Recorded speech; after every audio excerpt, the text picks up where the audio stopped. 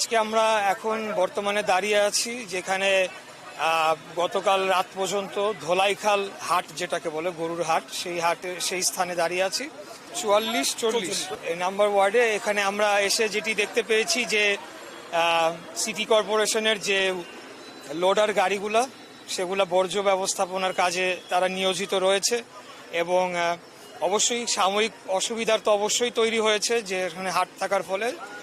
তবে আমরা আশা রাখছি যে আজকের মধ্যেই এই হাটের যে স্থানগুলো সেগুলোকে পুরোপুরি ক্লিয়ার করে যান চলাচলের জন্য উপযোগী করে দেওয়া হবে।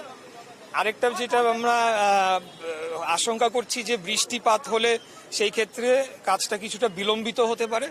তবে আমি বিশ্বাস করি যে আমাদের সকল শ্রেণীর কর্মকর্তা কর্মচারী বৃন্দ পরিচ্ছন্ন কর্মী যারাই রয়েছেন এবার তারা অত্যন্ত আন্তরিকভাবে কাজ করছেন এবং দ্রুততম সময়ের মধ্যে আমরা আশা রাখি যে নগরীকে তার স্বাভাবিক অবস্থায় ফিরিয়ে নিয়ে যেতে সক্ষম হব।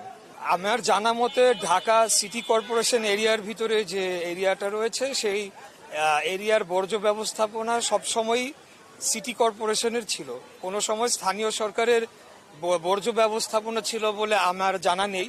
এটা আমি জানি না দেশের অন্য কোনো মিউনিসিপ্যালিটি বা পৌরসভাগুলো থাকলেও থাকতে পারে।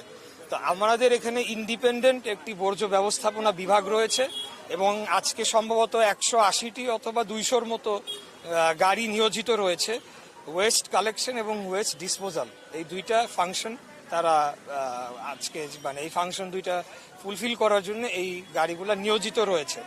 তো আপনার প্রশ্নে আসলে যেহেতু আমি ঠিক বলতে পারছি না স্থানীয় সরকার মন্ত্রণালয়ের এই ক্ষেত্রে কোনো সরাসরি ভূমিকা রয়েছে বলে আমার জানা নেই।